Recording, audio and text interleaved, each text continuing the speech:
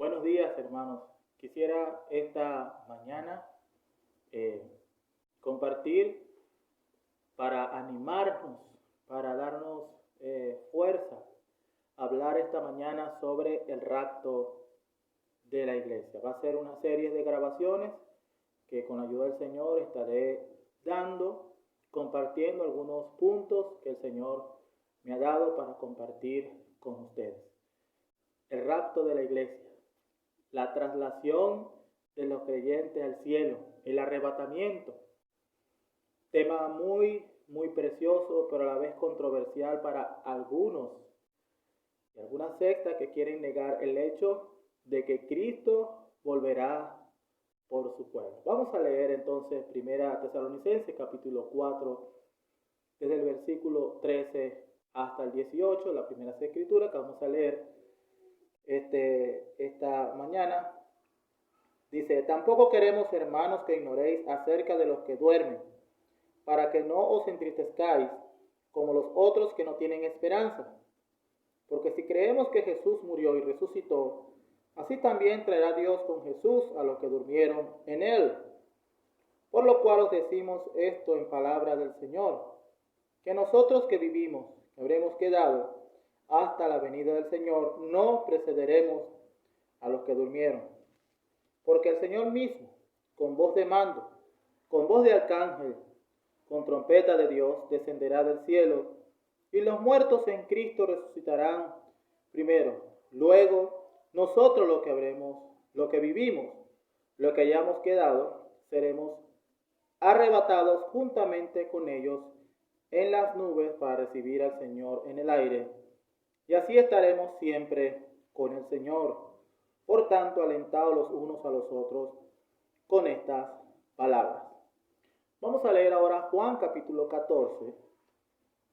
Es la escritura que nos hace mención, la primera vez que el Señor Jesucristo habla del rapto de la iglesia. Y no habla de forma encubierta, porque cuando uno analiza el original griego de la palabra que vamos a leer ahorita, pues ya la voy a citar, tiene que ver con este evento que no es revelado en el Antiguo Testamento, sino en el Nuevo Testamento. Ni siquiera es revelado en los primeros tres evangelios, Mateo, Marco y Lucas, sino que Juan, el apóstol Juan, el evangelio que fue escrito muchos años después de estos tres evangelios, revela esta gran verdad, dejando por notado también de que el evangelio de Mateo fue escrito a los judíos. El evangelio de Marcos fue escrito a los romanos, creyentes romanos. El evangelio de Lucas, del doctor Lucas, se escribe a todos los gentiles, y Juan, el apóstol Juan, escribe a la iglesia, Entonces, leamos Juan capítulo 14. Dice: no se turbe vuestro corazón, creed en Dios, creed también en mí.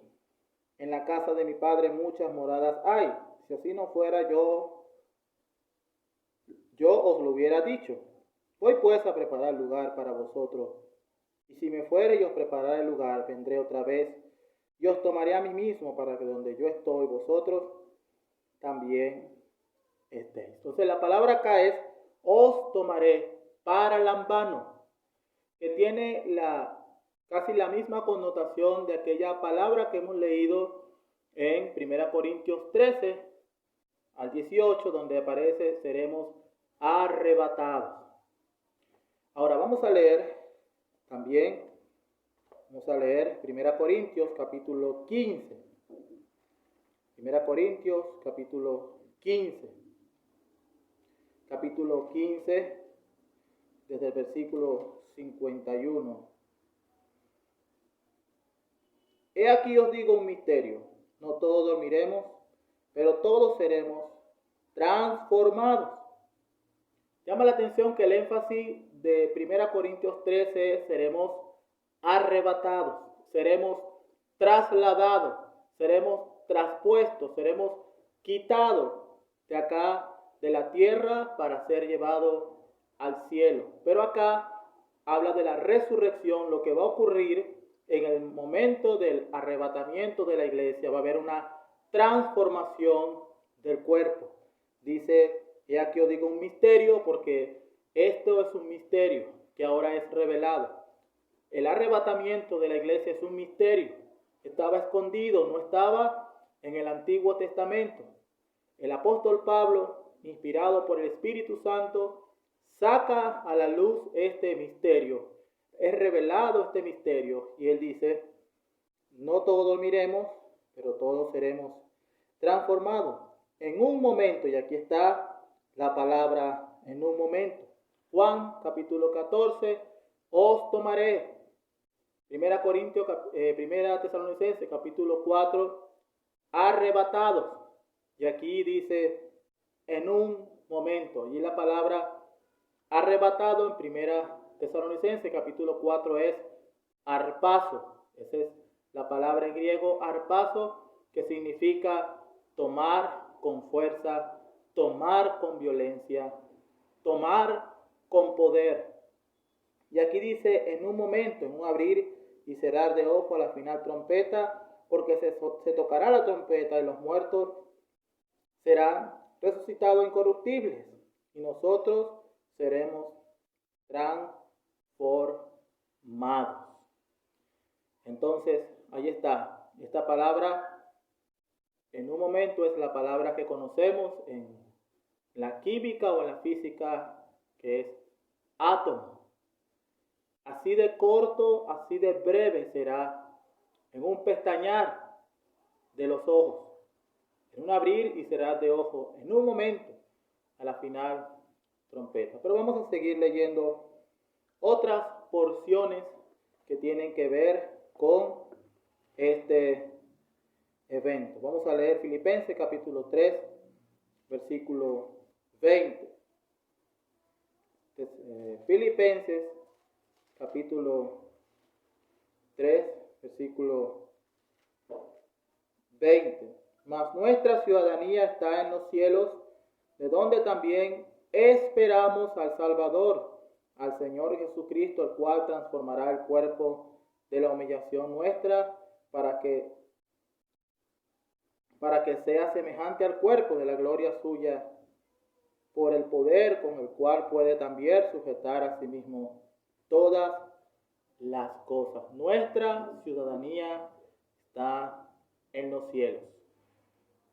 Cito este versículo porque algunas sectas enseñan de que los creyentes no van a ir al cielo. Los falsos testigos de Jehová enseñan eso. Pero este es un versículo que enseña de que sí, donde esperamos al Salvador, al Señor Jesucristo, el cual transformará.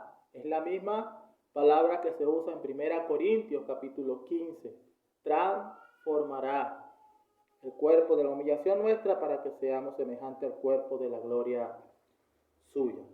Vamos a leer 2 Tesalonicenses capítulo 2, versículos 1 y 2. Pero con respecto a la venida de nuestro Señor Jesucristo y nuestra reunión con Él, os rogamos, hermanos, que no os dejéis mover fácilmente de vuestro modo de pensar, ni os conturbéis, ni por espíritu, ni por palabra, ni por carta como si fuera nuestra, en el sentido de que el día del Señor está cerca. Vamos a leer también Primera de Juan, capítulo 3. Primera de Juan, capítulo 3. Primera de Juan, capítulo 3.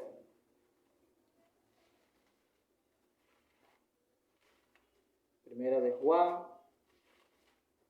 capítulo 3, versículo 1. Dice, mirad cuál amor nos ha dado el Padre para que seamos llamados hijos de Dios. Por esto el mundo no nos conoce, porque no le conoció a Él. Amados, ahora somos hijos de Dios y aún no se ha manifestado lo que hemos de ser.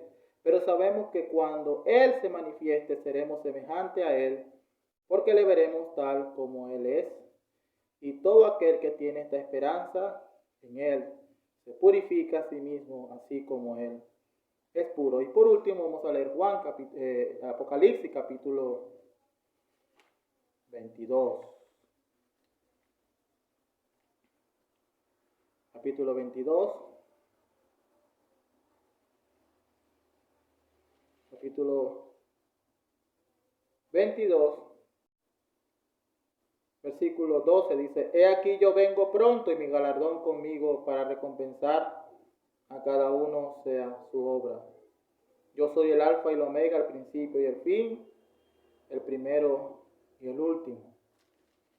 Versículo 20 dice: El que da testimonio de estas cosas dice: Ciertamente vengo en breve. Amén. Si ven, Señor Jesús. Entonces que el Señor prospere su palabra. Hemos ya usado 11 minutos ya para leer algunas porciones y decir algunas cosas, pero solamente vamos a hablar de la introducción. Quizás mencione entonces el bosquejo que con la ayuda del Señor pretendo presentar a los que deseen ver y escuchar esta serie de grabación en cuanto al arrebatamiento de la iglesia. El rapto de la iglesia. La palabra rapto no aparece en la Biblia. Hay algunas confrontaciones por este hecho de que nosotros los cristianos usamos la palabra rapto. Es por el simple hecho de que en los primeros años de la iglesia, los primeros creyentes, cuando traducen la palabra arrebatar, arpazo, en el idioma griego arpazo lo traducen en latín, que era uno de los idiomas también que se usaba en aquel tiempo. La palabra es raptare, es decir, raptar, tomar, rapto. Pero aunque la palabra no está dentro de la Biblia, la enseñanza, la doctrina está dentro de la Biblia. Ahora, el rapto de la iglesia es parte del programa profético que el Señor tiene para con esta humanidad. Está dentro de lo que llamamos la segunda venida de Cristo. Cristo viene, la segunda vez va a venir por su pueblo, pero posteriormente vendrán unos eventos apocalípticos, luego vendrá en gloria con su pueblo y todo ojo le verá. Ya ese es otro tema. Y hay quienes confunden la venida en gloria de Cristo con el rapto de la iglesia. Esto es un rapto secreto, un rapto, vamos a decir, privado.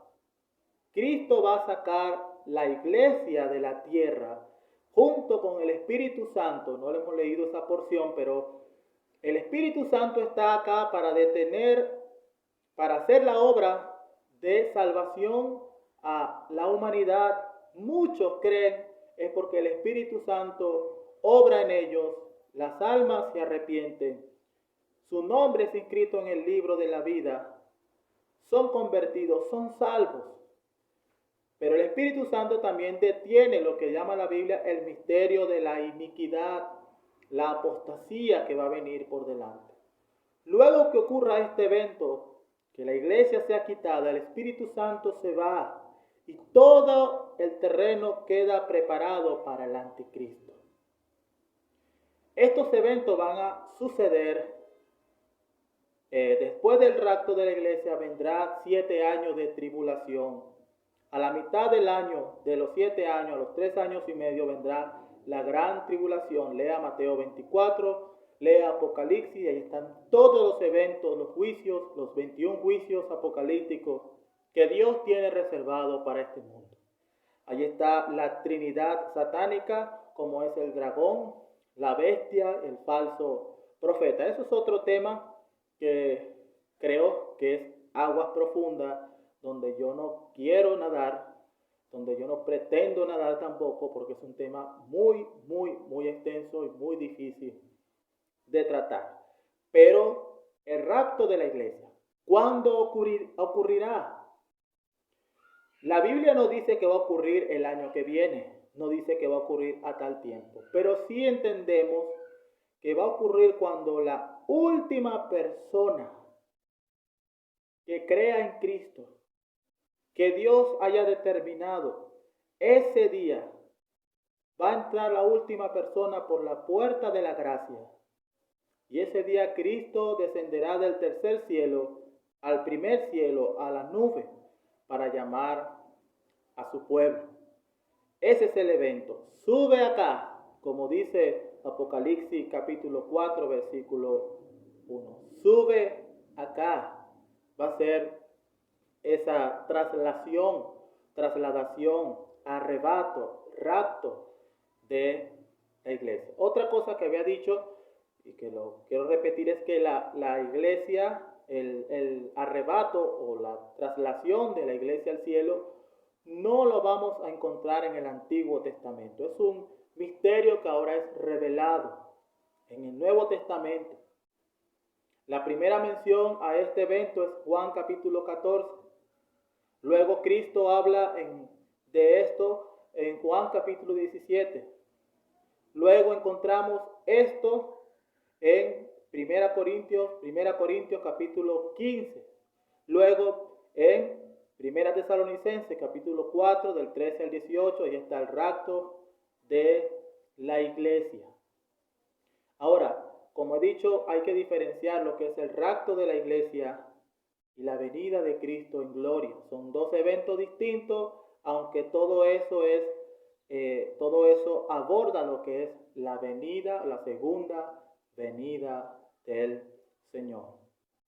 Recordemos, Cristo vino la primera vez velado. Aquel ángel le dice a José, y llamará su nombre Jesús, el cual quitará de su pueblo el pecado. Hebreos dice que él vino la primera vez con relación al pecado, pero vendrá la segunda vez a juzgar. O sea, no va a venir con relación al pecado. Aquella primera venida de Cristo fue para salvar al pueblo, para salvar al mundo. Yo he venido a buscar y a salvar a lo que se había perdido. Aquel título tan precioso, Emmanuel, Dios entre nosotros, vino. Aquel hombre sencillo nacido a las afueras de Jerusalén, a las afueras de Belén, el cual se crió en Nazaret, era hijo de un carpintero. No pudieron ver más nada de él. No hubo hermosura ni atractivo para la nación de Israel. Pero, como dice la palabra de Dios, que en él habitaba corporalmente toda la plenitud de la deidad. Pero para terminar, vamos a presentar el bosquejo rápidamente. Me queda un minuto y lo primero que vamos a ver en las porciones que hemos leído es 1 Tesalonicenses capítulo 4 del 13 al 18. Versículo 13 vamos a ver una esperanza. Esperanza que no tienen los inconversos, pero que tenemos los creyentes. Hay una esperanza escuchada de parte de los creyentes, Colosenses 1, versículo 5, y una esperanza bienaventurada, Tito dice, lo dicen Tito 2 y 3. Versículo 14 y 16 está el evento. Ahí vamos a ver, seremos arrebatados. Os tomaré a mí mismo en un momento, en un abrir y cerrar de ojos. Versículo 17, un encuentro. Dice, para recibir al Señor en el aire. Versículo 17 también vemos la estadía. Estaremos siempre con el Señor. Y por último, los últimos puntos que vamos a ver, está un estímulo, versículo 18. Vamos a ver el efecto que debe causar la venida del Señor. Dice, nos purifica, 1 de Juan 3, del 1 al 3. Y 2 Tesalonicenses, ahí vamos a ver los excluidos. No lo hemos leído, mañana o cuando el Señor lo permita, lo vamos a leer. Vamos a ver los que serán excluidos de este evento. Entonces, que el Señor nos ayude y que Él bendiga su palabra.